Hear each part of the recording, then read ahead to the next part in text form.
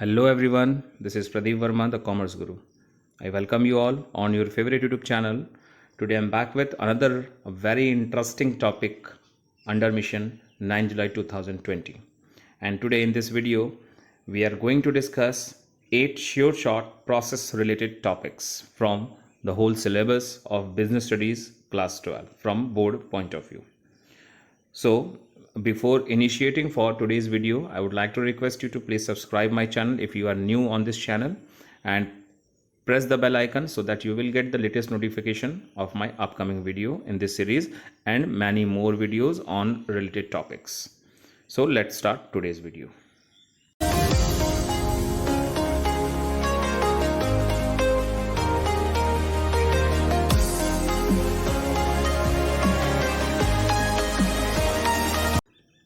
So let's have the first process, that is management process. Under management process, the first step is planning. As you all know, planning is a function of management. So जो management के सारे functions हैं वही सारे management के process भी हैं. ठीक है, कई बच्चे इस बारे में कई बार अनअवेयर ही रहते हैं कि जो फंक्शंस ऑफ मैनेजमेंट होते हैं, planning, organising, staffing, directing and controlling, all these are the steps under management process. ये बच्चे कई बार जानते ही नहीं हैं. ठीक है, so this is the first step under management process, that is planning. So आइए एक बार ब्रीफ में देख लेते हैं कि प्लानिंग होता क्या है. तो planning is deciding in advance what to do, how to do, when to do and who has to do it. ठीक है, तो प्लानिंग में बेसिकली हम यही एडवांस में तय कर देते हैं कि क्या करना है, कैसे करना है, कब करना है और कौन उसको करेगा. All these are decided in planning. The next step under this process is organising. तो आइए देखते हैं ऑर्गेनाइजिंग की मीनिंग इन शॉर्ट क्या है. It refers to the process of defining and grouping the activities of an enterprise and establishing authority relationship among them. अब आज के इस वीडियो में हमें प्रोसेस से रिलेटेड टॉपिक्स को जानना है, तो अगर मैं बहुत डिटेल में एक्सप्लेनेशन दूंगा तो वीडियो बहुत लेंदी हो जाएगी. इसलिए बहुत शॉर्ट में इंपॉर्टेंट स्टेटमेंट्स को मैंने इसमें कंसिडर किया है सो दैट कि मेन मीनिंग आपके सामने आ जाए. तो जैसा लिखा ऑर्गेनाइजिंग में कि इसका मतलब है ऐसे एक प्रोसेस से जो डिफाइन करता है, ग्रुपिंग एंड ग्रुप करता है किसको, एक्टिविटीज़ को ऑफ एन एंटरप्राइज, और जो साथ में अथॉरिटी के रिलेशनशिप को डिफाइन भी करता है. ठीक है, the next step under this process is staffing. It refers to filling and keeping filled the post with people. तो स्टाफिंग में क्या होता है, अपने ऑर्गेनाइजेशन के पोस्ट को फिल किया जाता है अगर वो ब्लैंक हो. ठीक है, तो ये होता है staffing with the man power undoubtedly. The next one is directing. It refers to instructing, guiding, communicating and inspiring people in the organization. तो डायरेक्टिंग का बेसिकली मतलब इंस्ट्रक्शन देने से हो सकता है, किसी को गाइड करने से, किसी को मतलब सबऑर्डिनेट्स को गाइड करने से है, कम्युनिकेशन आपस में जो होता है, एंड इंस्पायर करना पीपल्स को in the organisation. All these are the part of directing. Next and last step under management process is controlling. It refers to bringing the actual result closer to the desired result. तो जो हमारा actual performance होता है और जो हमारा standards set किए गए होते हैं, उन दोनों को क्लोज लाने की कोशिश की जाती है. मतलब वर्क को according to the set standards पूरा करने की पूरी कोशिश की जाती है अंडर दिस स्टेप. ठीक है, all these were the steps under management process. Now next process is planning process, a very important one. The first step is setting objectives. Now objective क्या है, तो objectives are those end points for whose attainment all the activities are undertaken. तो हमारे organisation की जितनी भी सारी activities होती हैं वो जिस एंड पॉइंट को अचीव करने के लिए किए जाते हैं, उसी एंड पॉइंट्स को हम ऑब्जेक्टिव्स कहते हैं. ठीक है, then developing premises. That refers to make certain assumptions about the future. तो फ्यूचर के बारे में, क्योंकि प्लानिंग हम फ्यूचर को लेकर करते हैं, तो उसके बारे में कुछ अजम्पशंस जो किए जाते हैं, जो कि इंटरनली भी हो सकते हैं एंड एक्सटर्नल भी हो सकते हैं, उसको हम कहते हैं developing premises. Third step, identifying alternative courses of action. You all know that कि हर एक जॉब को परफॉर्म करने के एक नहीं बहुत सारे मेथड्स हो सकते हैं. तो उन्हीं को आइडेंटिफाई करना, ये हमारा नेक्स्ट स्टेप है। Discovering the various methods of doing a particular job, किसी भी एक वर्क को करने के जितने भी वेरियस मेथड्स होते हैं उनको डिस्कवर करना, ठीक है। Next step, that is fourth point, is evaluating alternative courses. तो अब इस स्टेप के अंदर जो भी आपने स्टेप्स वेरियस मेथड्स रिकॉग्नाइज किए, डिस्कवर किए, उनको आप क्या करते हो, आप इवैल्यूएट। नाउ इवैल्यूएट का मतलब होता है both the things, that is merits and demerits. मतलब अगर उस मेथड को आप फॉलो करते हो तो उससे आपको क्या बेनिफिट्स मिलने वाले हैं, एंड साथ साथ उसको फॉलो करने में किस तरह के हर्डल्स हमारे सामने आ सकते हैं, दैट इज ड्रॉबैक्स। तो इन दोनों को हम क्या करते हैं, एनालाइज करते हैं, इवैल्यूएट करते हैं। तो इवैल्यूएशन का मतलब हमेशा याद रखना आपको दो चीजों से है, मेरिट से भी है और डीमेरिट से भी है। तो हर एक identified discovered courses of action को हम क्या करते हैं, इवैल्यूएट करते हैं। Next one is selecting an alternative. तो अगला स्टेप यह है कि जितने भी हमने मेथड्स को डिस्कवर किया, उनको इवैल्यूएट यानी एनालिसिस किया, अब बारी है कि उनमें से एक को हम सेलेक्ट कर लेते हैं। तो selection of the best way to do the job. तो जाहिर सी बात है हमारे पास जितने भी अल्टरनेट आएंगे, हम किसको सेलेक्ट करते हैं, जो हमारे लिए सबसे ऑप्टिमम होता है, हमारे रिसोर्सेज को ऑप्टिमम यूटिलाइज करने के लिए होता है, जिससे कि हमारे टारगेट इजीली अचीव हो सकते हैं, है ना। तो उसी को हम सेलेक्ट कर लेते हैं। Then next one is implementing the plan. अब ये क्या होता है, तो to take appropriate steps to put the plan into action. तो जो आपने अल्टरनेट सेलेक्ट किया है, डेफिनेटली अब उसको अप्लाई करने की बारी है। तो वो सारे स्टेप्स हम जो यूज करते हैं, जो लेते हैं, ताकि वो हमारा सेलेक्टेड प्लान एक्शन में आ सके, that is called implementing the plan. And the last step is follow up action, very necessary one, very compulsory one, जो कि है मॉनिटरिंग द प्लान्स इंप्लीमेंटेड। जो आपने प्लान को इंप्लीमेंट किया है, अब बारी है उसको मॉनिटरिंग करने की, मतलब कि ये देखने की कि जैसे आप चाहते थे एग्जैक्टली वैसे ही वर्क हो रहा है कि नहीं हो रहा है। So all these were the steps under planning process. Now let's move on to the third process, that is organising process. The first step under this process is identification and division of work. तो in short देखिए क्या है ये, the total work is divided into various activities. ठीक है, काफी explanation है इसके अंदर, बट मेन जो थीम इस पॉइंट के अंदर आता है वो यही है, the total work of the organisation is divided into various activities. ठीक है, then next one is departmentalisation. Now ये क्या है, the activities of the same nature are group together and assign to a particular department. ठीक है, तो इसमें भी काफी लॉन्ग एक्सप्लेनेशन है, बट सिंपल सी बात यही है कि सेम नेचर के एक्टिविटीज को हम क्या करते हैं, ग्रुप करते हैं एक साथ, और उसको एक पर्टिकुलर डिपार्टमेंट में कन्वर्ट करते हैं। ठीक है, जैसे कि हमारा हो गया परचेज डिपार्टमेंट, तो उसमें हम क्या करते हैं, जितने भी तरह की चीजों को परचेज करना, लाइक रॉ मटेरियल्स है, मशीनरीज है, इक्विपमेंट्स है, कुछ भी है, वो सारा का सारा कहां से होगा, परचेज डिपार्टमेंट से होगा, as on. Okay, the third step is assignment of duties. Responsibility of each individual और पोस्ट इज डिसाइडेड। तो हर एक इंडिविजुअल जो ऑर्गेनाइजेशन से जुड़ा हुआ है, या हर एक पोस्ट जो ऑर्गेनाइजेशन में है, उस सभी का क्या करना, रेस्पॉन्सिबिलिटी फिक्स करना, that is called assignment of duties. And then fourth one is establishing reporting relations, and it is deciding superior subordinate communication system. मतलब एक सुपीरियर सबऑर्डिनेट का आपस में जो कम्युनिकेशन होगा वो किस तरह होगा, किस नेटवर्क के थ्रू होगा, दैट उसको डिसाइड करना ही हमारा है establishing report relations. Now next process हमारा है staffing process. The first step under this process is estimating the man power requirement, a very easy one two explain. Still, the main concept is number of employees required is estimated. मतलब ये decide करना, ये तय करना कि कितने employees हमारे work को परफॉर्म करने के लिए चाहिए, that is called estimating the man power requirement. Then next one is recruitment. इसको पॉजिटिव एक्टिविटी भी कहते हैं। Search of various sources of employees, मतलब उन सभी सोर्सेज को सर्च करना जहां से हमारे लिए एम्प्लॉयज आ सकते हैं, ला सकते हैं। ठीक है, और उनको इनवाइट करना अप्लाई करने के लिए भी। ठीक है, इसलिए इसको पॉजिटिव भी कहते हैं। नेक्स्ट कम्स सिलेक्शन, इसको नेगेटिव एक्टिविटी भी कहते हैं। क्यों कहते हैं अभी बताता हूं आपको। Competent applicants are selected out of the large number of applicants. तो आपने रिक्रूटमेंट में वेरियस सोर्स को आइडेंटिफाई किया और उनसे एप्लीकेशंस को इनवाइट किया, तो वो तो आपका पॉजिटिविटी शो करता है।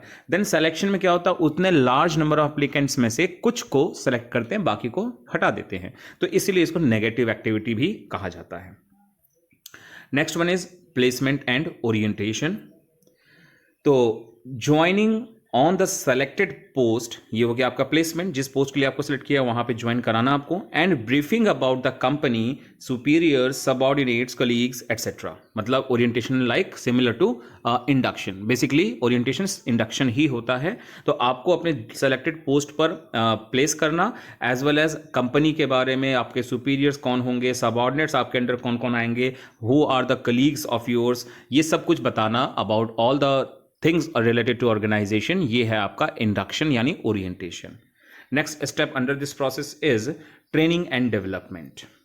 तो to increase the efficiency and effectiveness imparting knowledge, training and development क्यों कराया जाता है? ताकि हमारे सेलेक्टेड कैंडिडेट का हम एफिशिएंसी और इफेक्टिवनेस बढ़ा सके by imparting the related knowledge if it is required. Next is performance appraisal. Capability of every employee is judged. तो इस पॉइंट के अंदर मेन कॉन्सेप्ट यही है कि जो हमारे एम्प्लॉय हैं हम उनकी कैपेबिलिटी को जज करते हैं कि उनका कैपेबिलिटी जो है उनको उन्होंने जस्टिफाई किया या नहीं किया। Then next one is promotion and career planning. Employees get promoted to higher post. तो अगर उनका वर्क अकॉर्डिंग टू स्टैंडर्ड सही जा रहा है, they are working really well, showing their efficiency, तो they get the promotion as they deserve. Okay, and the last one is compensation, that is fixing pay and reward for contribution to the organization। तो उनका पे fix करना, ठीक है, as well as reward जो भी उनको मिलेगा for contribution in the organisation, to the organisation. तो ये हो गया हमारा स्टाफिंग प्रोसेस भी कंप्लीट। नेक्स्ट प्रोसेस जो हमारे सिलेबस में है वो है selection process. The first one is preliminary screening, ठीक है, एक लंबा प्रोसेस है सिलेक्शन प्रोसेस। तो प्रिलिमिनरी स्क्रीनिंग का बेसिक मतलब क्या है? Application received are scrutinised. तो आपके पास जितने भी एप्लीकेशंस आते हैं, क्या करते हो आप? उनको एनालिसिस करते हो, बाय मींस आप ये जज करते हो, चेक करते हो, क्रॉस चेक करते हो कि जो हमारे डिजायर्ड क्वालिफिकेशंस है, रिक्वायरमेंट्स हैं फ्रॉम द प्रोस्पेक्टिव एम्प्लॉयज, क्या वो उनको फुलफिल करते हैं कि नहीं। तो ये हो गया स्क्रूटनाइज करना, ठीक है। Next one is selection test. Through these test ability and skills of the candidate are measured. तो जो भी कैंडिडेट्स हमारे फ्यूचर में होने वाले एम्प्लॉयज़ बनने वाले हैं, उनके टेस्ट, वेरियस टेस्ट ले करके तय करना, जानना कि उनकी एबिलिटी कैसी है as well as job skills कैसी हैं। और कुछ टेस्ट मैंने बता दिए हैं इसमें कि कौन कौन से लिए जाते हैं। प्रोफिशिएंसी टेस्ट है, एंड देन साइकोलॉजिकल टेस्ट है, एंड कुछ अदर टेस्ट हैं। और इनके डिटेल्स को मैं इस वीडियो में नहीं ले सकता बिकॉज वीडियो की लेंथ बहुत ज़्यादा ही हो जाएगी, ठीक है। Then third one is employment interview. तो सिलेक्शन टेस्ट में जो फाइनली सेलेक्ट हो जाते हैं उनका एम्प्लॉयमेंट इंटरव्यू होता है।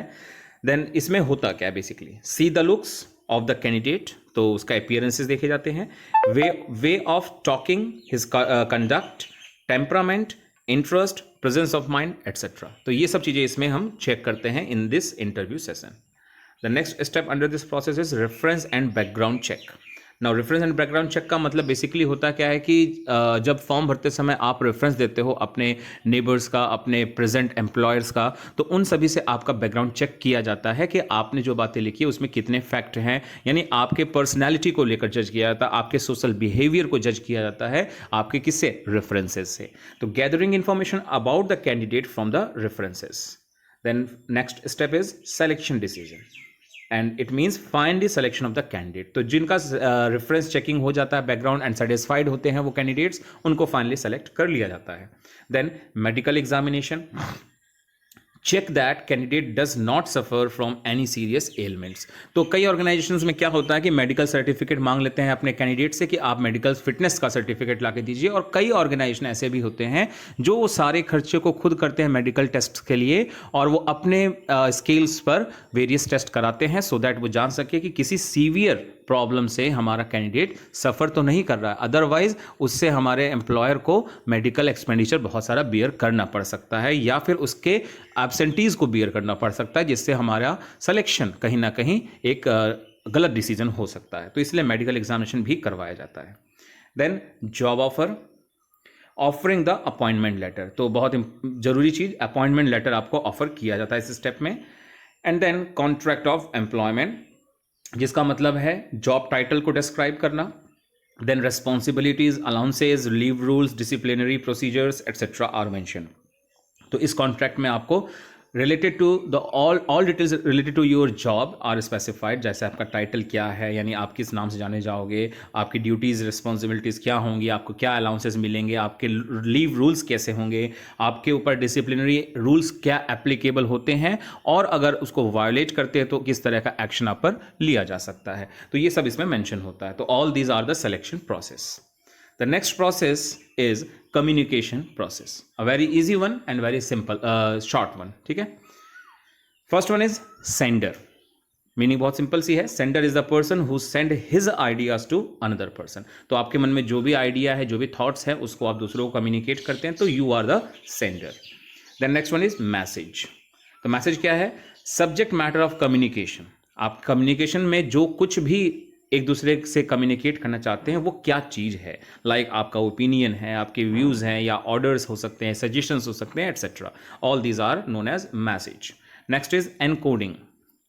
एनकोडिंग क्या है? Converting the message into communication symbols. तो कई बार हमारे कम्युनिकेशन में जो मैसेजेस होते हैं, यानी सब्जेक्ट मैटर होते हैं, उसको सिंबल्स में कन्वर्ट किया जाता है। ठीक है, तो दिस इज कॉल्ड एनकोडिंग।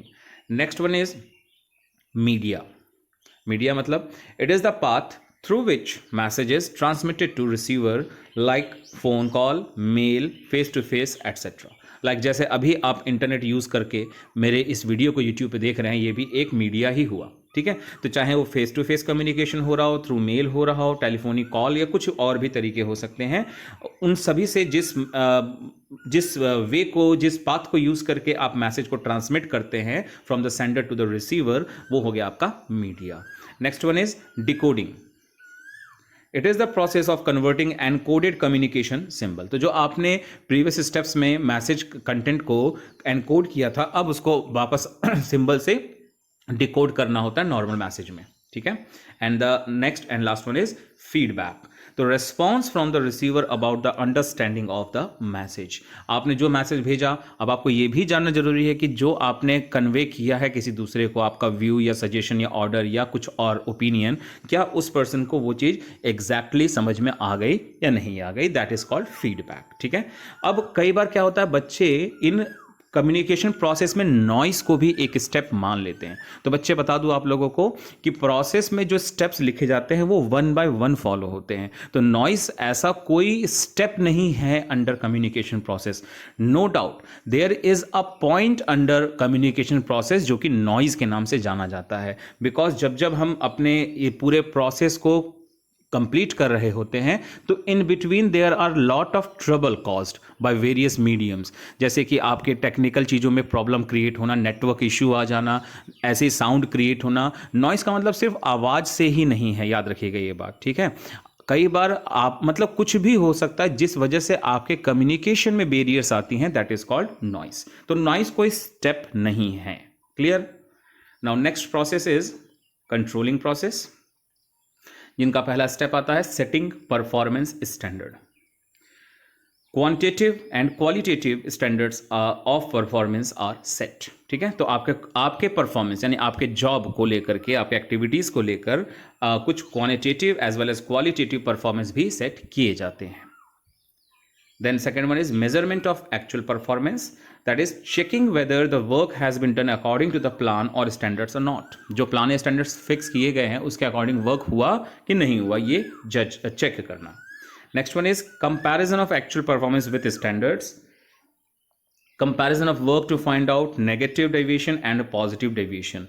तो कंपैरिजन करके हम ये जानना चाहते हैं कि जो हमने स्टैंडर्ड सेट किए थे उस अकॉर्डिंग वर्क हुआ कि नहीं हुआ। तो डेफिनेटली हमें दो चीज़ें मिलेंगी, या तो पॉजिटिव डेविएशन मिलेगा जो ऑर्गेनाइजेशन पॉइंट ऑफ व्यू से बहुत ही अच्छा है, and second one is negative deviation जो कोई ऑर्गेनाइजेशन नहीं चाहता है, ना ही कोई एम्प्लॉय चाहता है, बट अगर वो होता है that is to be taken utmost care, क्योंकि उससे हमारे ऑब्जेक्टिव्स को अचीव करने में प्रॉब्लम्स आती हैं। तो next one is analysing deviation, and इसका मतलब है deciding tolerance limit and to find out causes of deviation. तो इसमें ये जज करना कि कितने तक का डेविएशन हम हमारे ऑर्गेनाइजेशन के लिए हम उसको कहीं ना कहीं बियर कर सकते हैं, और उस लिमिट के ज़्यादा होगा तो वो हमारे लिए टॉलरेंस के लायक नहीं है। बाय मीन्स उस पर हमें नेसेसरी एक्शंस लेने होते हैं। ठीक है, और साथ साथ पता लगाना कि what are the causes of deviations for of that particular performance. And the last one is taking corrective action. तो अगर टॉलरेंस लिमिट से ज़्यादा हमारा डेविएशन आता है देन ये लास्ट स्टेप एक्शन में आता है, दैट इज करेक्टिव एक्शंस को करना, removing the hurdles in the actual work progress. ठीक है, तो इस तरह से कंट्रोलिंग प्रोसेस पूरा होता है।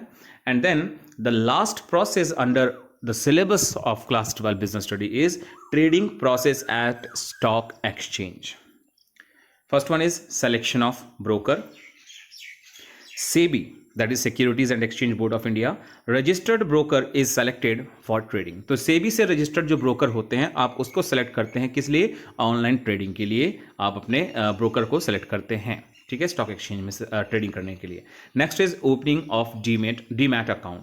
तो जिस तरह से हमारे बैंक में नॉर्मली एक सेविंग अकाउंट होता है, करंट अकाउंट होता है, वैसे स्टॉक एक्सचेंज में डील करने के लिए एक डीमैट अकाउंट भी खुलवाया जाता है for online dealing in securities and open through one of the parties of depository services. ठीक है, तो ये उसकी मीनिंग है और डिटेल मीनिंग के लिए आपको किसी अगले वीडियो का वेट करना पड़ेगा क्योंकि इसमें बहुत ज़्यादा डिस्क्रिप्शंस नहीं दिए जा सकते हैं।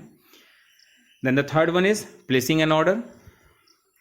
Order the broker to buy securities. तो आप being a purchaser, being a buyer, अपने ब्रोकर को ऑर्डर देते हो कि आपको कितने सिक्योरिटीज खरीदने हैं। The next one is executing the order. तो डेफिनेटली आपका जो ब्रोकर है वो आपके बिहाफ पर बाइंग का काम कर रहा है, तो वो एग्जीक्यूट करेगा ऑर्डर को with the seller. Broker does the buying and selling of securities and prepares a contract note. तो इस पॉइंट के अंदर वो एक कॉन्ट्रैक्ट नोट बनाता है जिसमें बाइंग एंड सेलिंग का वो प्रोसीजर पूरा करता है on your behalf. And then last one is settlement. तो सेटलमेंट में क्या होता है? Transfer of securities from the demat account of seller to demat account of the buyer. तो जो सेलर होता है उसके डीमैट अकाउंट से आपका सिक्योरिटीज इलेक्ट्रॉनिक फॉर्म में आपके डीमैट अकाउंट में ट्रांसफर किया जाता है, दैट इज कॉल्ड सेटलमेंट। ठीक है, तो all these were the important processes from the syllabus of the whole class 12 and इनमें से डेफिनेटली आपके एग्जाम में डायरेक्टली और इनडायरेक्टली केस स्टडी के फॉर्म में हो, चाहे जिस भी तरीके से हो, क्वेश्चन जरूर आते हैं हर साल और आपके इस साल भी आएगा। सो जरूर से जरूर इसको फॉलो करें और अच्छे से प्रिपेयर करें। ठीक है, तो अगर आपको आज का वीडियो अच्छा लगा हो तो लाइक जरूर कर दें और अपने फ्रेंड्स के साथ शेयर कर दें। And we will back again, I will back again with the next video under the same series. Till then take care, bye bye.